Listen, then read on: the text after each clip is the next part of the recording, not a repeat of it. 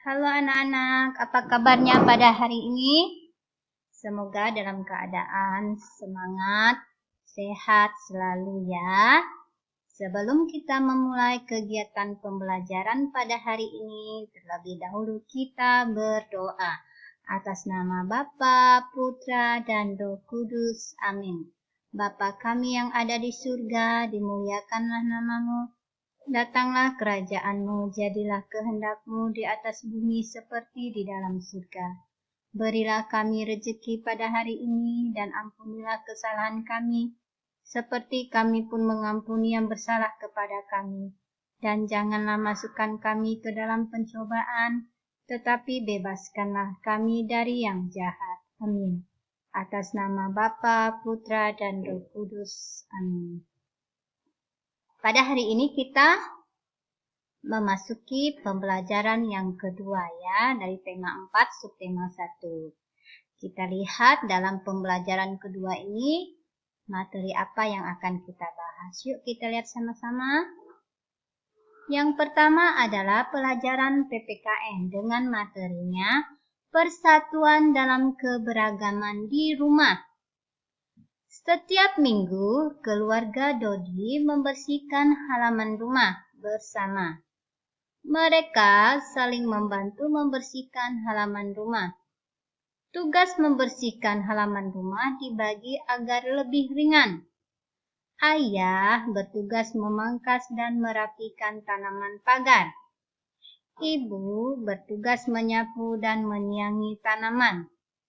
Dodi bertugas memupuk dan menyiram tanaman. Adik bertugas merapikan pot-pot tanaman. Setelah dibersihkan, halaman rumah menjadi rapi dan asri. Mereka menunjukkan sikap persatuan dalam keberagaman. Nah, berarti ini adalah pengamalan sila keberapa, anak-anak? Sila ketiga, Persatuan Indonesia. Nah, dalam keluarga Dodi ini mengamalkan sikap sila ketiga Persatuan Indonesia. Nah, dalam sebuah keluarga tentu tugas ayah, ibu, adik, abang, dan kakak berbeda-beda ya, tidak sama.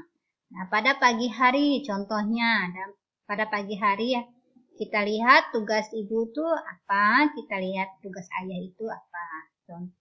Misal, tugas ibu pada pagi hari adalah menyiapkan sarapan pagi. Sedangkan ayah membersihkan mobil atau motornya untuk pergi ke kantor. Sedangkan kamu, anak laki-laki, biasanya membantu ayah atau juga bisa menyapu halaman rumah. Ya, anak perempuan bisa membantu ibu di dapur. Bisa juga dia membantu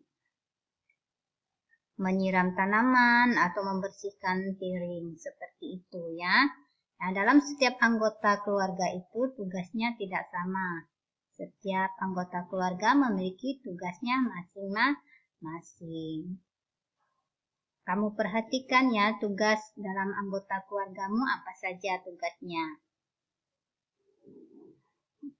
Sekarang pelajaran bahasa Indonesia. Materinya yaitu membaca dengan lafal dan intonasi yang tepat. Saat membaca, lafal dan intonasi harus benar. Tujuan agar pendengar dapat memahami isi teks dengan benar. Lafal adalah pengucapan bunyi bahasa. Saat membaca dengan suara, huruf dan kata yang kita ucapkan harus jelas didengar. Jangan sampai pendengar salah mendengar kata-kata yang kita ucapkan. Intonasi adalah pola perubahan pada nada saat berbicara. Saat membaca, nada harus sesuai dengan isi teks bacaan. Nah, seperti itu ya. Saat kita membaca itu, lafal dan intonasinya harus jelas.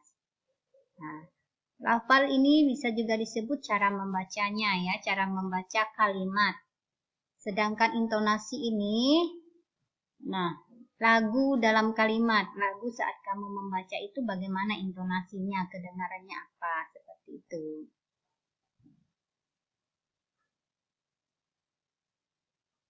Nah, dalam lafal dan intonasi ini terkadang juga ada yang tidak sama ya, karena setiap daerah menggunakan bahasa daerah dan lidah yang berbeda cara pengucapannya ya. Terkadang mereka kental dengan aksennya, aksen bahasa daerahnya. Jadi saat berbicara dalam bahasa Indonesia itu lafal dan intonasinya itu tidak sama. Seperti itu. Nah, karena itu tadi terpengaruh oleh aksen atau lafal dan intonasi dalam bahasa daerahnya ya. Sedangkan dalam bahasa Indonesia sudah jelas, kita harus jelas cara pengucapan dan intonasinya. Halaman rumah yang bersih dan asri. Ayo kita baca sama-sama. Halaman rumah Mira bersih dan asri. Mira selalu membersihkannya setiap pagi. Halaman disapu menggunakan sapu lidi. Rumput liar dicabut agar tidak mengganggu tanaman.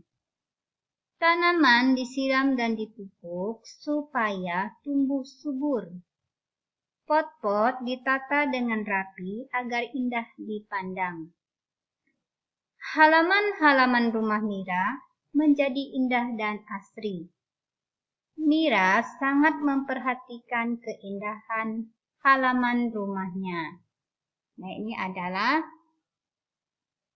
teks cara kita membaca. Jadi perhatikan tadi lafal dan intonasinya ya. Sekarang pelajaran PJOK. Materinya yaitu latihan keseimbangan statis. Latihan keseimbangan statis. Keseimbangan adalah kemampuan mempertahankan sikap tubuh selama batas waktu yang ditentukan. Keseimbangan statis adalah keseimbangan tubuh dalam posisi diam. Latihan keseimbangan statis dapat dilakukan dalam posisi berdiri, duduk, dan berbaring. Nah, biasanya anak-anak itu kalau sekolah mereka suka ya melakukan gerakan statis. Nah, biasanya itu bergantung di palang ya. Bergantung di palang dengan posisi diam. Nah, saat kamu tidak seimbang maka bisa kamu jatuh. Tangannya tidak kuat ya, tidak seimbang begitu. Kita lihat contoh gerakan statis. Nah, kamu perhatikan ini. Ini adalah contoh gambar gerakan statis. Nah, ada contoh gambar pesawat terbang. Nah, ini adalah contoh pesawat terbang. Kamu berdiri dengan satu kaki satunya lurus. Nah, kamu coba praktekkan 5 menit atau 10 menit apakah tubuhmu seimbang atau tidak. Jika tubuhmu tidak seimbang, maka kamu tidak akan tahan melakukan gerakan statis seperti ini. Seperti ini ya, terkadang oleng ke kiri, ke kanan, dan bergerak-gerak. Nah, itu menandakan tubuhmu tidak bisa melakukan gerakan keseimbangan. Dan ini juga contoh gerakan keseimbangan. Kamu perhatikan kakinya satu ini ditekuk dan satunya lurus, lalu tangan di pinggang. Kamu bisa mempraktikkannya di rumahnya sendiri. Nah, ini berdiri dengan satu kaki. Dan ini meniti balok, meniti papan nih ya. Sedangkan yang ini berbaring dengan kaki diluruskan ke atas. Kamu perhatikan ini. Nah, ini juga, ini berdiri dengan tangan, berdiri dengan dua tangan. Kamu perhatikan ini. Nah, ini gerakan statis. Sedangkan yang terakhir ini adalah gerakan meniti balok. Tadi ini meniti balok ya, yang ini meniti papan. Ini meniti balok ini gerakan keseimbangan statis yang harus dipantau. Harus dipantau oleh orang-orang dewasa. Karena ini termasuk gerakan yang berbahaya ya, berbahaya. Nah, seandainya kamu jatuh pasti terngangkang kan? Nah, terngangkang, selangkangan kamu ini terhempas ke sini. Bayangkan betapa sakitnya kan jika keseimbanganmu buruk. Nah, maka gerakan ini anak-anak tidak boleh lakukan sendiri. Harus dipantau oleh orang tua atau guru. Karena ini adalah gerakan yang berbahaya ya. Nah, perhatikan ini. Nah, kalau jatuh itu sakit. Kalau umpama kakimu ini tergelincir, maka kamu akan jatuh terngangkang, lalu selangkanganmu menghantam balok ini. Nah, itu adalah gerakan keseimbangan yang berbahaya, agak berbahaya ya. Berbahaya bagi kamu yang masih kecil, tidak boleh dilakukan, kecuali orang dewasa. Boleh dilakukan tetapi dengan pengawasan guru dan orang tua. Ya, jangan melakukan gerakan-gerakan yang berbahaya. Ini juga sedikit berbahaya. Nah, jika kamu terlalu memaksakan diri untuk meluruskan kakimu ke atas, nah sedangkan penyangganya ini adalah kepala. Nah, ini otot kepala ini yang menyangga tubuhmu, tulang belakang kepala. Nah, jika kamu paksakan, maka juga berbahaya ya, tidak boleh dilakukan sembarangan. Oke, lakukanlah gerakan keseimbangan statis yang biasa-biasa saja seperti ini. Nah, ini adalah gerakan statis yang biasa. Ini juga ini. Nah, ini juga. Nah, bisa kamu lakukan pelan-pelan di rumah ya. Tetapi jika gerakan keseimbangan statis yang menggunakan alat, maka harus melalui pengawasan orang tua. Ingat ya. Sekarang ada latihan mandiri. Cara pengucapan kalimat disebut titik-titik. Lagu dalam kalimat disebut juga titik-titik. Nah, tadi lagu dalam kalimat itu disebut juga apa? Lalu nomor 3, sebutkan tugas masing-masing dalam keluarga intimu. Keluarga intimu ini adalah keluarga papa, mama, abang, kakak, adik. Itu namanya keluarga inti ya. Itu keluarga inti. Bukan termasuk sepupu atau yang lain-lain. Keluarga inti itu hanya terdiri dari ayah, ibu, dan anak. Sedangkan yang 4, apa tugasmu sebagai anak? Nah, tugasmu sebagai anak di rumah itu apa saja? Kamu sebutkan tugasmu ya. Setiap hari itu tugasmu apa saja. Nomor 5, sebutkan macam-macam gerakan keseimbangan. Nah, tadi sudah guru jelaskan, sebutkan macam-macam gerakan keseimbangan.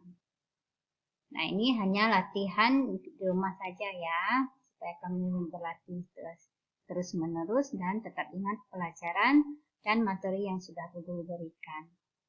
Oke, sampai di sini materi kita pada hari ini. Sebelum kita mengakhiri, terlebih dahulu kita berdoa. Atas nama Bapa, Putra, dan Roh Kudus. Amin. Salam Maria, penuh rahmat Tuhan sertamu, terpujilah engkau di antara wanita, dan terpujilah buah tubuhmu, Yesus. Santa Maria, Bunda Allah, doakanlah kami yang berdosa ini, sekarang dan waktu kami mati. Amin. Atas nama Bapa, Putra, dan Roh Kudus. Amin. Selamat pagi dan Tuhan memberkati.